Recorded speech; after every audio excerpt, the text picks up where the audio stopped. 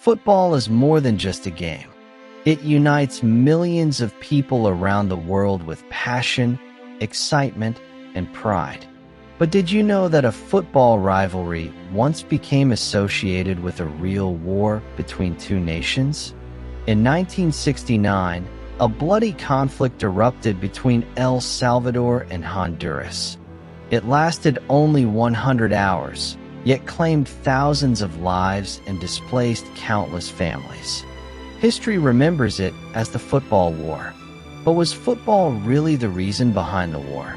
Today, we'll uncover the shocking true story behind one of the most unusual conflicts in modern history. Two neighboring countries in Central America suddenly found themselves at war. The conflict lasted only 100 hours.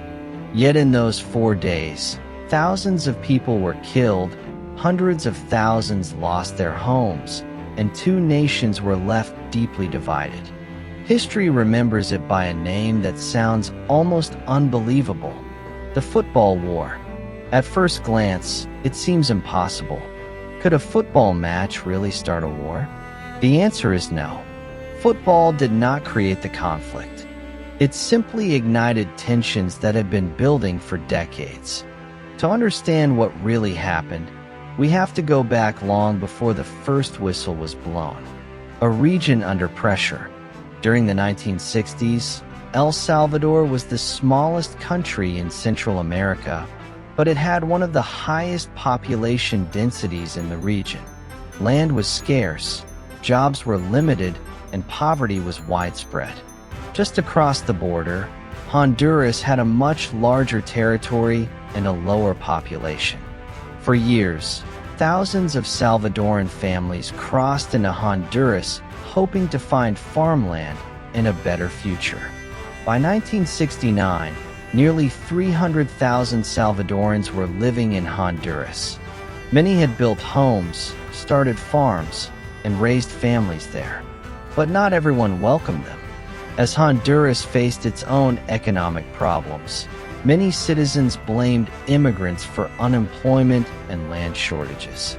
Political leaders and newspapers fueled nationalist feelings, making the situation even worse. The relationship between the two countries became increasingly fragile. The land crisis. The biggest issue was land ownership. In 1969, the Honduran government introduced a land reform program. Its goal was to redistribute farmland to Honduran citizens. In reality, many Salvadoran families were forced off land they had lived on for years. Some lost everything overnight. Thousands returned to El Salvador with stories of violence, intimidation, and discrimination. Their experiences angered the Salvadoran public. At the same time, the media in both countries published emotional and nationalistic reports. Public opinion became more hostile every day. Diplomatic relations deteriorated rapidly. War was becoming a real possibility. The football matches. Then came the qualifying matches for the 1970 FIFA World Cup. The first game took place in Honduras on June 8, 1969. The atmosphere was incredibly tense. Supporters from both countries faced harassment. Honduras won the match 1-0 with a goal scored in the final minutes. The defeat devastated Salvadoran fans. A week later, the second match was played in El Salvador. This time, the home crowd created an equally hostile environment. El Salvador dominated the game and won 3-0. The series was now tied. A deciding playoff was scheduled in Mexico City on June 27th. The match was dramatic. After extra time, El Salvador defeated Honduras 3-2. Celebrations erupted across El Salvador. But instead of easing tensions, the result made everything worse. Soon afterward, El Salvador officially broke diplomatic relations with Honduras, accusing its neighbor of failing to protect Salvadoran citizens living there. The stage was now set for war. The 100-Hour War. On July 14, 1969, El Salvador launched military attacks across the Honduran border. Fighter aircraft bombed strategic targets while ground forces advanced into Honduran territory.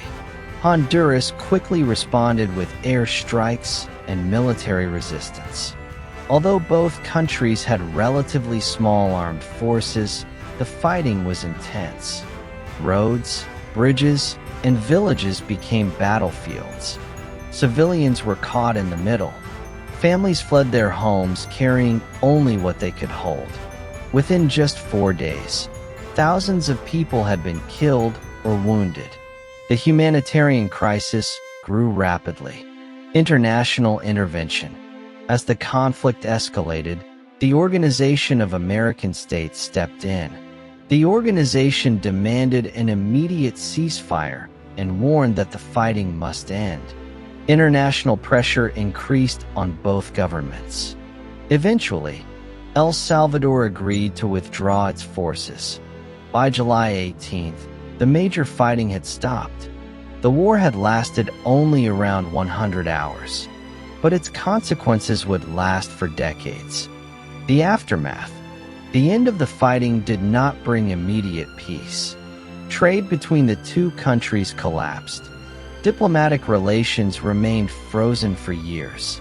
Hundreds of thousands of Salvadoran migrants were forced to leave Honduras. Many returned home with nothing. The economic damage was severe for both nations. The border dispute continued until it was finally settled years later through international legal processes. Even today, historians continue to study the conflict as an example of how political, economic, and social tensions can explode into violence. Why is it called the Football War? Despite its famous name, football was never the real cause. The World Cup matches simply became the final spark. The true causes included poverty, land disputes, migration, political rivalry, economic inequality, and rising nationalism. Without those deeper problems, a football match would never have led to war. The nickname survived because the matches happened immediately before the fighting began. But history tells us that the roots of the conflict ran much deeper. The Football War remains one of the shortest international wars in modern history. It lasted only 100 hours, but it changed countless lives forever. It reminds us that wars rarely begin because of a single event. More often, they are the result of years of unresolved tensions waiting for the smallest spark. In 1969, that spark happened to be a football match. And that is why the conflict between Honduras and El Salvador is remembered around the world as the Football War.